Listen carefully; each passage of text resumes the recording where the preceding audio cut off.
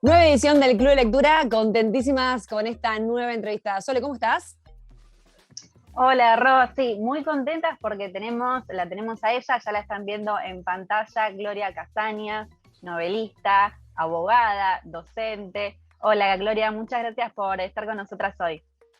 Hola, Sol, encantada, Rocío, de estar con ustedes, de compartir este ratito de charla. Bueno, Gloria, ya estoy viendo ahí en el fondo un poquito parte de tu último libro, ¿no? De Corazón de Amazonita, en donde, bueno, el personaje es Erika Andrada, que es un especialista en felinos y que sigue un poquito las huellas del yaguareté en la selva misionera. Estás mimetizada completamente con el libro, por lo que veo. Sí, estoy rodeada acá de la frondosidad de la selva misionera. Lo puse cuando salió la novela y lo dejé porque pensé, bueno, que dure un tiempo esta sensación, ¿no? Sí, la verdad que estoy muy contenta con haber tomado esta historia, la historia de Erika Andrade, y con haberla situado en la selva misionera también. Me permitió hablar de temas que me interesan mucho y que están en el candelero, son temas importantes hoy día. Y él era el protagonista adecuado porque es un especialista en felinos. Ya lo habían llamado para ocuparse de un puma en los Notros, en la novela anterior, La mirada del puma, y ya él ahí había dicho que su paisaje preferido era la selva. Así que... ¿Hay un interés particular, personal tuyo con Misiones?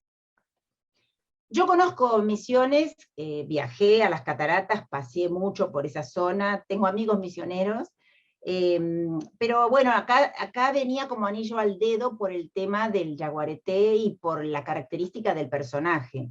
De todas maneras, la selva siempre fue, en la literatura para mí, como un personaje propio, ¿no? La selva es protagonista también de las historias que transcurren en la selva, porque tiene tanta fuerza la naturaleza ahí. Y es paradójico porque tiene fuerza y a la vez es frágil.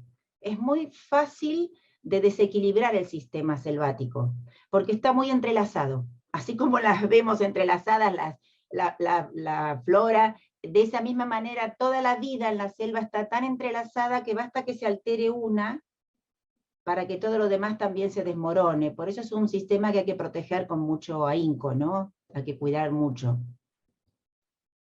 Hablamos de ese equilibrio de la selva y yo pienso en realidad en vos y en tu oficio de novelista, pero también de docente y de abogada, y me gustaría consultarte cómo mantenés, cómo lográs ese equilibrio entre ambas vocaciones. Sí, son dos vocaciones paralelas, porque yo tanto amo escribir como enseñar, y lo sigo haciendo por eso, porque me gusta, siento placer enseñando. Eso no me causa dificultades. Voy parejo con las dos, y en las dos me siento cómoda y lo puedo resolver. A mí lo que se me viene encima es la tarea doméstica. Es decir, la casa y todas las eventualidades que surgen, ¿no? Del hogar, de los compromisos, de las situaciones. Eso sí, porque está en un terreno en el que yo no soy muy práctica, entonces me resulta más dificultoso. Lo demás no, si yo tengo que ocuparme simultáneamente de tomar examen, de corregirlos y de escribir y de investigar, eso forma parte de algo a lo que estoy muy acostumbrada desde siempre. Entonces, no, ahí no tengo dificultad, pero las demás cosas sí, yo necesitaría que me hicieran todo. Es un anhelo. Es un anhelo, sí, de muchas te diría, que anhelamos un poquito eso, ¿no? Tener varias cosas resueltas. Sí, Pero, claro. ¿en qué sentís que tenés esto por ahí más resuelto como escritora, ¿no? ¿Qué cosas decís, bueno, mira, voy por este camino que sé que, no sé, pienso en la novela histórica, por ejemplo, decir, bueno, esto es lo que sé que hago bien, que me gusta, y que lo puedo resolver con la historia, la pienso, la desarrollo, la termino? La novela histórica me gusta y me siento muy, muy tranquila porque me gusta la historia. Mi cátedra en la Facultad de Derecho es Historia del Derecho Argentino y tengo el método para investigar, tengo la costumbre de hacerlo, y la novela histórica me resulta sencilla en ese sentido. Es decir, yo sé que es ficción porque mis personajes son ficticios, pero a la vez los hechos son reales y hay personajes reales también involucrados. Así que la investigación es rigurosa.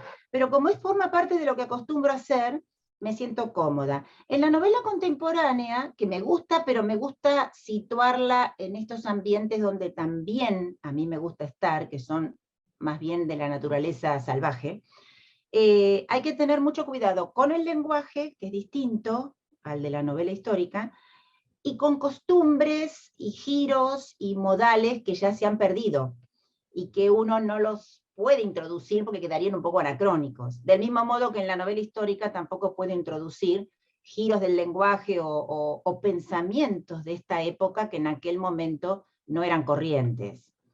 Ahí sí hay que separar las aguas y compenetrarse mucho de la novela que se está escribiendo, empaparse de esa historia, olvidarse de todas las demás, que es un trabajito también al empezar a escribir algo nuevo, olvidarse de todo lo anterior, dejarlo afuera. Y justamente en ese proceso de construcción de la novela histórica, ¿en dónde te das más licencia? Digo, aparte de esto del lenguaje, de quizás no introducir modismos que hoy no tendrían, o que sonarían demasiado raros, por ahí expulsan al lector. ¿Qué otras Claro. concesiones estéticas te permitís? No hago muchas concesiones, vos sabés, en realidad soy muy estricta con eso. Solo la libertad de los personajes de ficción, eso sí, porque yo ahí puedo crear un personaje que sea audaz, que haga cosas que en la época quizá no era común que hiciera una mujer, por poner un ejemplo, pero esa mujer que yo construí no es corriente, no es común, no es una mujer ordinaria. Me acuerdo que una vez en La Maestra de la Laguna había una escena en la que Elizabeth O'Connor, que era una de las maestras que Sarmiento había traído a la Argentina, corría por el arenal. Corría, bueno, caminaba, pero estaba apurada.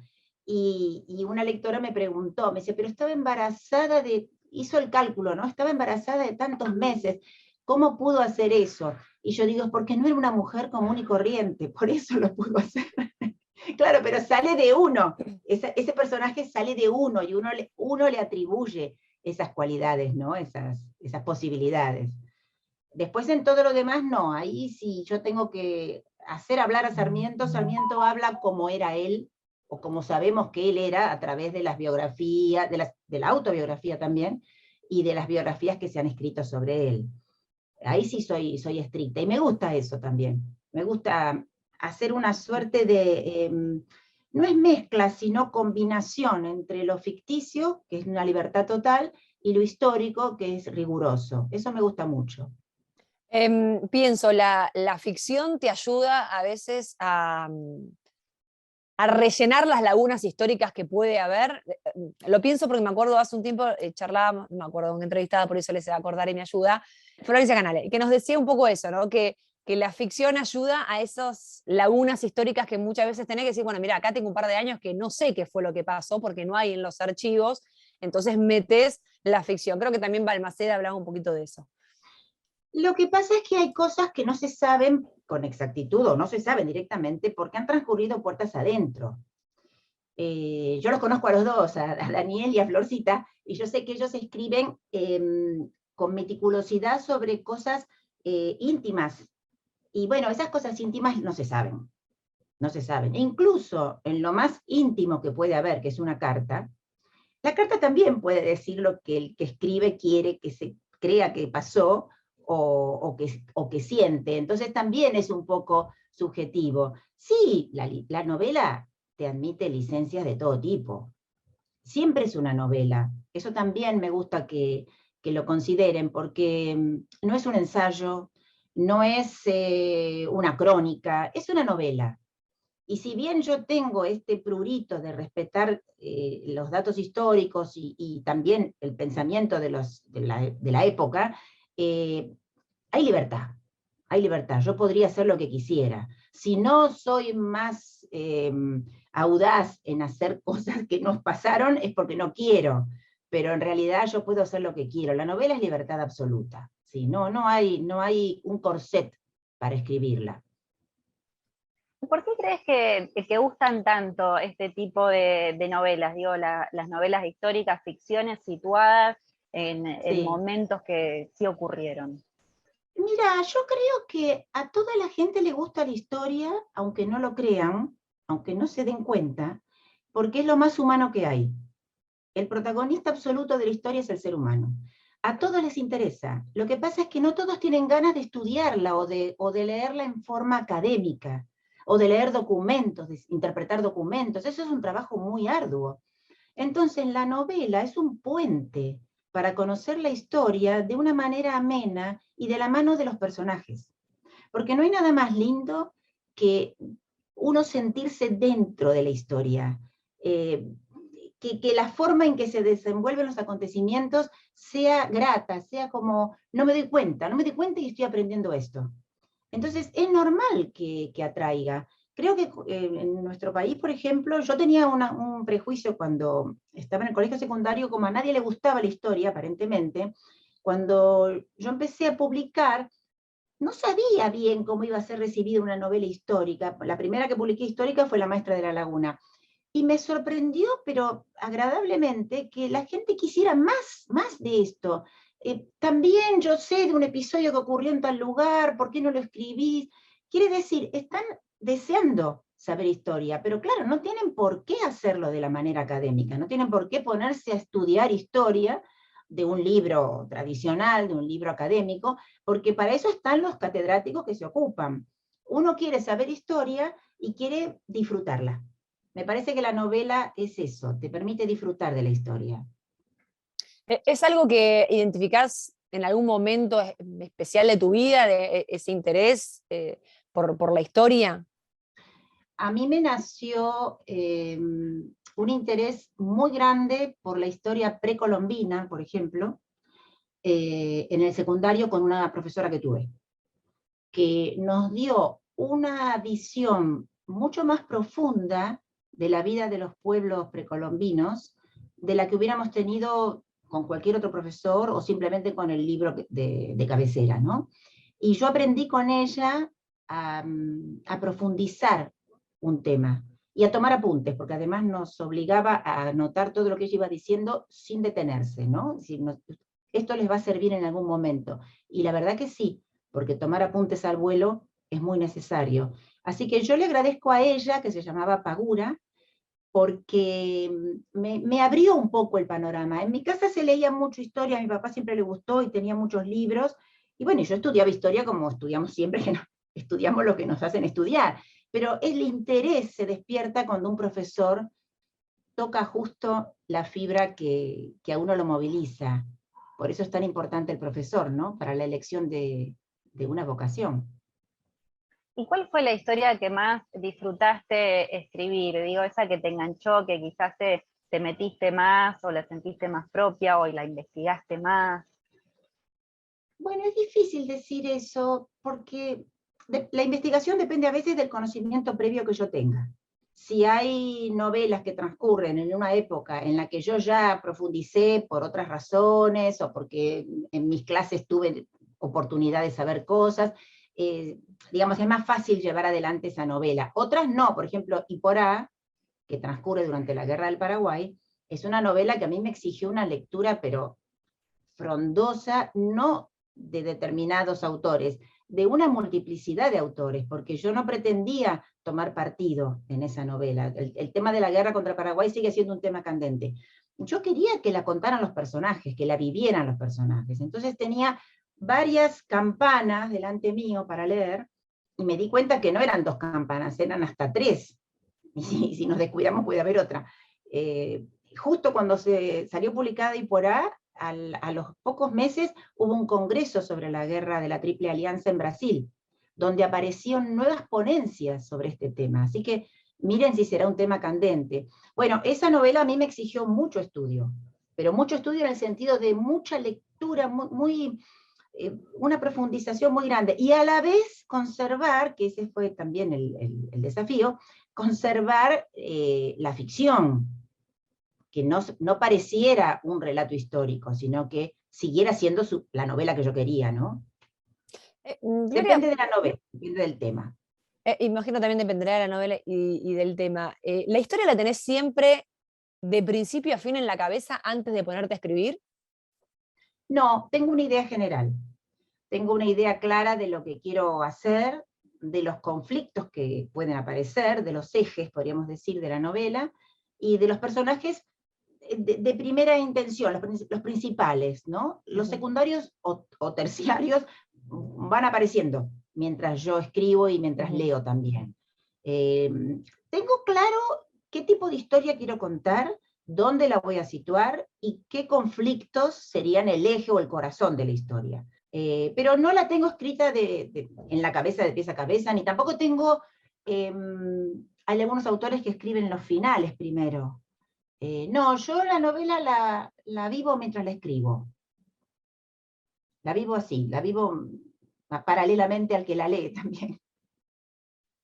¿Te imaginaste todo lo que ibas a generar desde la publicación de tu primera novela? Digo, poder incluso viajar a Massachusetts, donde forma parte la maestra de la laguna, dictar clases allí, todas las repercusiones.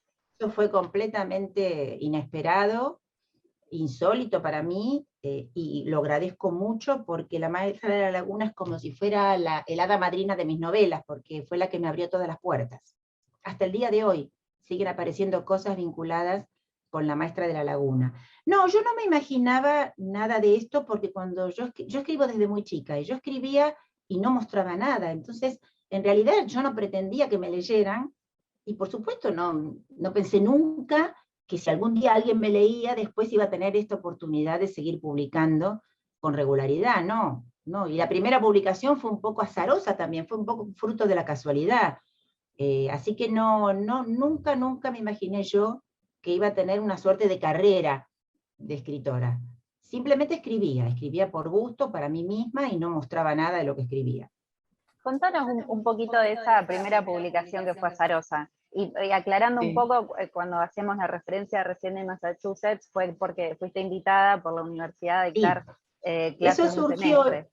sí, un semestre de clases de 2 cursos, un curso de graduados y otro de posgraduados. Porque ahí lo que ocurrió fue una coincidencia mágica. La Universidad de Framingham, en Massachusetts, había sido una escuela normal en su momento. De esa universidad, de esa escuela normal en aquel momento, habían salido 4 maestras de las que Sarmiento trajo a la Argentina. Entonces, cuando cumplieron un aniversario, hicieron una suerte de jubileo y quisieron armar unas vitrinas con recuerdos de aquella época, y fueron al sótano a buscar cosas. Y yo me enteré, porque me lo contaron después, que habían encontrado fotografías, y en una de ellas estaba Sarmiento. Claro, la mayoría de las personas que estaban haciendo ese trabajo no lo conocían, pero había una persona que era argentina, que estaba trabajando en la universidad, y dijo, ¿pero qué hace acá Sarmiento? Entonces, buscando, investigando en Google, dio con la maestra de la laguna y con la historia de Sarmiento y las maestras norteamericanas, ¿no? Entonces me conectó y me preguntó, cómo formaba parte del jubileo que invitaran a profesores de otros lados para que trataran temas determinados, me preguntó si yo estaba dispuesta a viajar y dictar clases durante un semestre. Que bueno, yo al principio también me quedé un poco perpleja y abrumada, porque para mí significaba pedir licencia en la facultad, dejar a mi familia, que en ese momento los chicos eran más chicos, pero bueno, lo consulté acá en casa y todos estuvieron de acuerdo en que era una linda oportunidad y que todos se iban a arreglar. Así que bueno, con esa salvedad dije que sí, y bueno, fue el semestre de otoño, del de otoño norteamericano, que es muy lindo. Y también pasó otra cosa mágica, que estando ahí, que yo estaba empezando a escribir una historia, y se ve que el entorno a mí me motivó, me inspiró, y me vino a la cabeza la historia de La Salvaje de Boston. Y con mucha fuerza, si aparecía el personaje de Livia Cañumil, que había sido una nenita en La Maestra de la Laguna, y bueno, y no me lo podía sacar de la cabeza, y además todo el entorno mío, boscoso, yo estaba cerca de Boston, había ido muchas veces, me estaba dictando que ahí es donde tenía que situar a ese personaje tan particular, y le dije a mi editora, mira, esta historia se me viene encima, tiene tanta fuerza que no le... Dice, no, adelante, me dijo. Así que La Salvaje de Boston nace también de esa visita a Massachusetts, aunque se publicó después, ¿no? Hablando de cómo cae, ¿no? Esto que te pasó, que debe haber sido una de las cosas más importantes que sucedió como escritora, y si no, corregime. Sí, sí. ¿Cómo te llevas con las críticas? Bueno, las críticas son difíciles de encajar, podríamos decir. Uno quiere que a los demás les guste todo lo que uno hace, y si hay alguna crítica, uno lo siente, a veces si se refieren a los personajes, ¿no? Por ejemplo, que no les gusta lo que hicieron, un acto, una expresión que tuvieron, yo siento que uno sale a defenderlos. En realidad no debería ser así, porque primero que son personajes, y después que en realidad cada persona lee de acuerdo a lo que siente interiormente, o a la vivencia que está pasando en ese momento. Entonces es lógico que haya diferencias de opinión y sentimientos diversos, ¿no? Sobre lo que se está leyendo. Eh, no les voy a decir que no me interesan o que las tomo con filosofía, porque a veces hay cosas que a uno no le caen bien, pero si son respetuosas en el sentido de que me confían lo que les está pasando y por qué tal cosa no les gustó, yo respondo bien, respondo explicando y comentando y preguntando también, eso sí. Eso sí me parece, porque además después evaluándolo pienso que es muy valioso que las personas se sientan motivadas para poder preguntar o criticar o exigir o reprochar. Pienso que es valioso, quiere decir que la novela ha pegado, ¿no? Les ha pegado hondo. Hablando de personajes y protagonistas, en este caso en esta entrevista, por favor decime cómo se llama tu mascota. ¿Estás ladrando?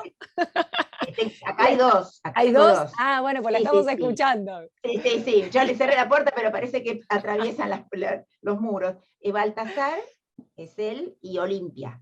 Ah, muy Son bien. los dos que tengo acá conmigo, tengo otros en otros lados, sí, yo soy muy, muy animalera, soy. Así le ponemos nombre a la historia de la Sí, sí. entrevista. Baltasar y Olimpia, sí, es la parejita. ¿Baltasar y Olimpia inspirado en algún personaje o quizás puedan No, ser no, personajes a futuro? no. Baltasar ya vino bautizado por mi hijo, que fue el que lo recogió de la calle, y Olimpia se la pusimos a ella porque también es rescatada, pero es tan atlética, que nosotros decíamos, bueno, tiene que ir a las Olimpiadas, vamos a poner Olimpia. Es una perrita hiperkinética, sí. Gloria, hablábamos antes de las críticas y me gustaría saber qué es lo que te gusta leer a vos, digo, más allá de la investigación académica, también de lo que tiene que ver con tu propio trabajo o como docente y de lo que lees para tus novelas. Sí, ¿Cuáles porque son eso tus ocupa lecturas mucho de tiempo disfrute? también.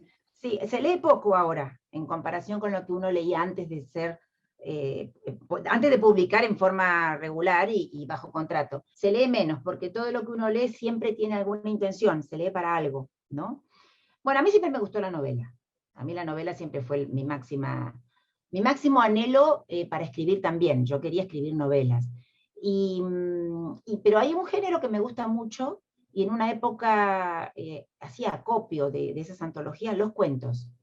Los cuentos me encantan. Yo escribo cuentos también.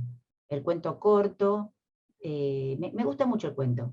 Y en este momento no estoy leyendo nada muy concreto, estoy leyendo un poco de cada cosa, pero se me ocurrió empezar a releer cosas viejas, que eso también es una cosa que me gusta mucho. Por ejemplo, Por algún ejemplo, autor, algún título. no, bueno, sí, más que nada cosas que recuerdo haber leído que me movilizaron en otro momento, ¿no? Por ejemplo, hay un libro que yo no sé cómo di yo con ese libro, ¿no? Es el libro de René Barjavel, no sé si es muy conocido el libro, que es La historia de los tiempos. Es una novela, y es una novela de ciencia ficción, pero una ciencia ficción muy rara, bastante erótica también. Y bueno, yo di con eso de casualidad, no sé si me la regalaron o la encontré, de eso no me acuerdo porque hace mucho tiempo. Y quería saber si yo sentía lo mismo leyéndola ahora que en aquel momento. Porque uno tiene recuerdos de lo que lee, y eso quedó adentro de uno, que uno queda impregnado de lo que lee. Pero a lo mejor si lo leemos mucho tiempo después, no tenemos la misma visión. Y un poco de temor me da eso, ¿no? Por ejemplo, yo leí mucho sobre Luisa May Alcott para escribir en El huerto de las mujercitas, que es una novela homenaje a ella en realidad. Y yo viajé para conocer el lugar donde había vivido, la casa en que habían estado, la familia Alcott, y tenía que leer de nuevo Mujercitas. Y leí una versión completa que sacó mi editorial Penguin Random House. Y yo dije, ay, tengo miedo que esta novela tan amada y tan leída a lo largo de toda mi vida no me emocione como en aquel momento. Entonces la leí con un poco de temor. Y no, al leerla completa, lo que realmente escribió Luisa May Alcott, sin estar simplificada ni edulcorada, como en las ediciones que se hacían para niños y jóvenes, me produjo la misma emoción y me alegré mucho, me alegré mucho. Quiere decir que realmente es un clásico por eso, es una novela que va a perdurar siempre. Y lo que Luisa May Alcott escribió trasluce el pensamiento de ella. Aunque sea una novela que parezca doméstica, hay pensamientos profundos debajo de esa trama. Y me encantó haberlo descubierto ahora, en la adultez. Hablabas de cuentos que te gustan mucho. ¿Quiénes? ¿Qué autores? ¿Qué nos puedes recomendar? Me gustan mucho los cuentos de Borges, por ejemplo, los de Bioy Casares, los de Silvino Ocampo, que son un poco más raros, Roberto Arlt, me gustan los de Horacio Quiroga, me gusta mucho, descubrí a Benedetti, pero de Benedetti, no Mario Benedetti, que es un poco absurdo, me gusta mucho el cuento absurdo, el que tiene cosas que son un poco disparatadas, entre comillas, ¿no? Como que el absurdo de lo cotidiano me gusta. Cuando en las cosas cotidianas uno pesca que hay algo grotesco, absurdo, me encanta que eso aparezca en un relato. Eso me gusta mucho. Y tengo entendido que te gustan los cómics, te escuché por ahí en algún momento mencionar. ¿Sigue todavía ese fanatismo? Yo soy comiquera vieja, sí. ¿Pero qué, de Fierro o de todo? Mira, yo leí desde muy chica a los superhéroes todos, la Liga de la Justicia, las historietas que en aquel momento venían desde México, creo, traducidas. Y bueno, para mí tener esas historietas, las tengo todavía, ¿no? Están como, parecen papiros egipcios, ¿no? Se están como desmembrando. Pero esas historietas para mí eran el alimento cotidiano, porque las leía, las releía, las sabía de memoria. Después, yo introduje a mi hijo, mayor, el varón, en la lectura de las historietas, y avanzamos más con él, porque él se convirtió en un fan también, y entonces iba en la búsqueda de la verdadera historia de Batman, por ejemplo, ¿no? E íbamos con él a ver las películas de Tim Burton, es decir, analizábamos después cuál es la que capta mejor la esencia. Entonces, bueno, seguí con él avanzando en eso, y también me gustan mucho las de Editorial Columba. Sobre todo, tiene algunas tiras gauchescas que me encantan, y bueno, también las que son policiales, ¿no? Es decir, todas esas, a mí la verdad que una vez me robaron toda la colección que tenía yo en Mar del Plata, y no sé quién pudo haber robado todo eso, bueno, y para mí fue una pérdida terrible, porque yo también las releía, me las llevaba en una mochilita. Tengo pasión por la historieta, y me gustaría mucho poder dibujarlas, me gustaría mucho poder ilustrar, es un deseo que tengo. Porque hay que aprender eso, ¿no? No, salvo que uno esté dotado, se aprende a ilustrar de un modo determinado. Eso me encantaría. Te iba a preguntar, ya como para ir cerrando, a qué tiempo histórico o a qué personaje histórico te gustaría conocer, pero ahora en realidad quiero preguntarte qué superhéroe te gustaría conocer. Bueno, yo tenía no sé qué dirán los lectores, pero yo tenía la eterna dicotomía, y oscilaba entre Superman y Batman siempre. Y después, con el tiempo, me fui quedando más con Batman, ¿no? Porque esta suerte de oscuridad tormentosa que lo acecha siempre, ¿no? La Baticueva, la historia de su vida. Bueno, la historia de Superman también, pobre, porque él viene de otro lado y tiene que lidiar con los superpoderes en un lugar donde no puede ser conocido por eso, ¿no? Pero siempre estuve entre uno y otro, de quién estaba más enamorada, podríamos decir, ¿no? Me fui quedando con Batman, sí. Bueno, he ido a las ferias de cómics. Es más, fui con mi hijo chico a una en la que vino el actor que representaba al Batman de los 60. Vino de visita. Y yo fui con él a verlo. Y me acuerdo la decepción de mi hijo porque no estaba vestido de Batman, venía con traje común. Los chicos ven las cosas a su manera. Ahora, fantasías con dibujar, pero no con escribir, no con ser guionista de un cómic, por ejemplo. ¿De qué modo Bueno, no, te imaginas participando realmente? Sí, podría hacerse todo. Sí, pienso más en dibujar que en hacer el guión. También es un conocimiento que hay que tener bien aceitado, el de guión, ¿no? Es decir, hay que saber hacer un guión de historieta. En esos globitos hay que poner justo lo que pega, lo que hace falta, lo que resume la idea y el dibujo también. No sé, podría ser también, ¿no? Pero pienso siempre primero en ilustrar, porque a mí siempre me gustó dibujar. Siempre me gustó. Y bueno, nunca lo hice con ninguna finalidad, ¿no? Y ahora pienso que a lo mejor alguna de mis novelas podría tener alguna ilustración propia con el tiempo. Y eso te iba a decir, por ahí a la tapa de alguna novela tuya, Sí, participar de esa manera. Sí, me gustaría, sí. Sí, me gusta, la parte artística de la novela me gusta mucho. El debate, ¿no? Sobre cómo va a ser la portada me gusta mucho. Esta portada, Corazón de Amazonita, es una novedad. No sé si la alcanzan a ver, pero a ver. Ahí va, ahí está. Bueno, tiene una estética muy diferente a las anteriores.